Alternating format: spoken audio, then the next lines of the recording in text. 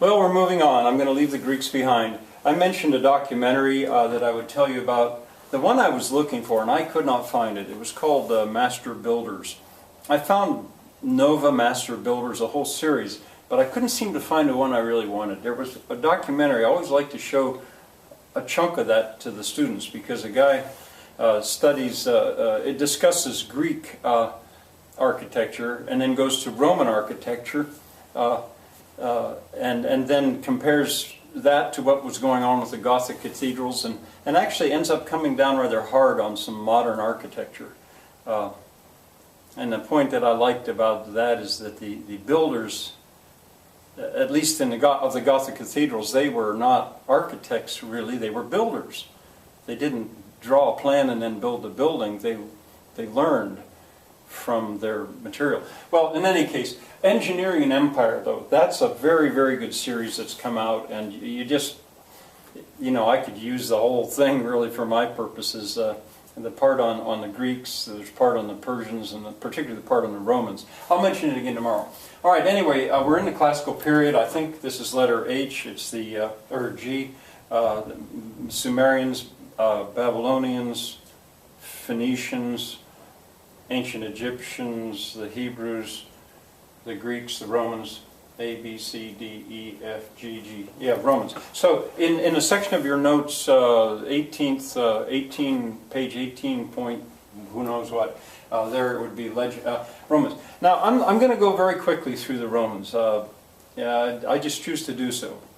But I'm only going to give today and tomorrow really to the Romans. That's it. And today, instead of talking about all their incredible feats and stuff, I want to mention that one of the origins, one of the versions of where the Romans came from was written by Plutarch. I guess it was called History of Rome. There's several. There's Romulus and Remus, the twins. There's also the Aeneid, which is a pseudo-epic poem. It was written by Virgil about the adventures of Aeneas. It's done sort of on the pattern of the Odyssey. But it was not a true epic because he wrote it. He didn't sing it. He wasn't an epic singer. But anyway, according to Plutarch's version, the Romans at a certain point, once they had found land and they fought their wars to get their land, they had a problem. They didn't have any women. And, Aeneas, at least, he had promised his men that he would sail off and create a new Rome, bigger than Troy. What happened in the Aeneid is he escaped the city of Troy when it was sacked in the Trojan War, and he sailed west. Anyway, they needed women. So according to the legend, they went down and asked the local tribe, the Sabines, whether or not they could court their young women because they were going to have wives. And the Sabines said no. So the Romans then eventually, out of desperation, really went down and just carried a bunch of them off. Carried them off. That's known as the rape of the Sabine women. I call it the legend of the Sabine women because kids misunderstand that word rape. It didn't mean sexual violation at that point. It was the fact that they carried them off. They abducted them. That meant war, according to this legend. And the Sabines, they were going to go up there. It was going to be a nasty war. Lots of people killed, both sides for sure. But just before the war started, according to the legend, the Sabine women sent word back to their fathers and brothers and uncles that they shouldn't fight a war, that they liked these Romans. These guys were cool guys, and they wanted to be their wives. And so it all ended happily.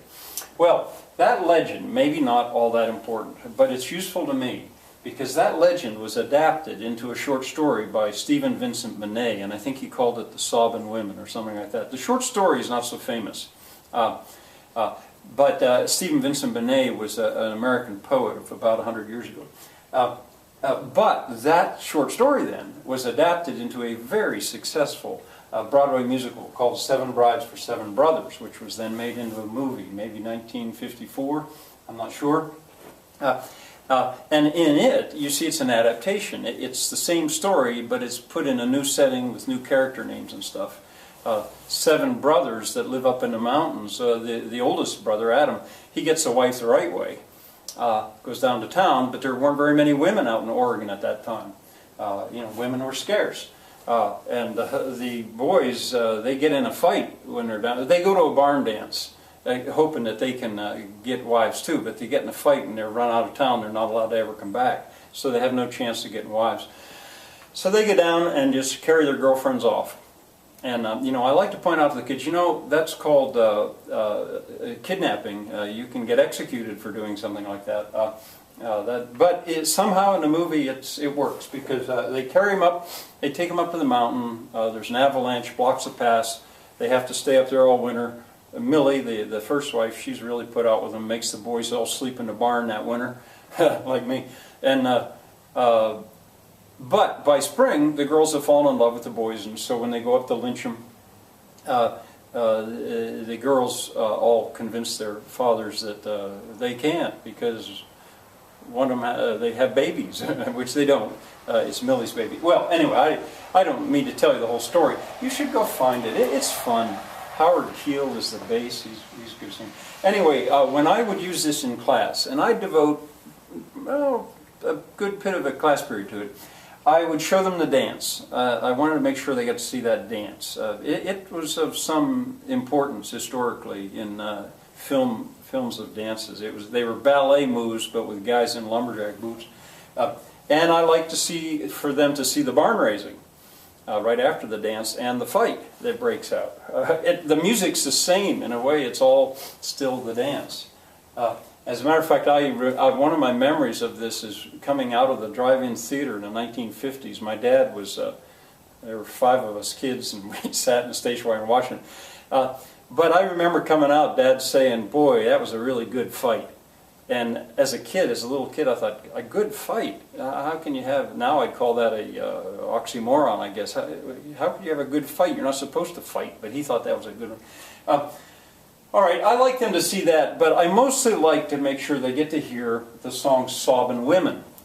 The women were sobbing, sobbing, sobbing. Now, Howard Keel, just before he gets into that, you see what happened was Millie had a book. The only book they had was Plutarch's History of Rome, and he's been reading it, and he read what the Romans did about needing women, and he explains it to his brothers. But he doesn't know how to pronounce Sabine. He doesn't know if it's Sabine or Sabine. He doesn't know how to say it, but by calling it Sabine, he's got a pun available. Now there's a double meaning. The women were sobbing, but they were also sobbing when they were carried off. And in the form of a song, he explains it, and there's the part of that movie where you find out that you're watching an adaptation. And then I show them down through to the avalanche, just because it's kind of fun to watch. I can't do that with my, the present situation, but I would urge you to try to find that. The song is on YouTube. I wouldn't be surprised if the whole movie's on YouTube. The barn dance is on YouTube. I don't know if the barn raising is or not.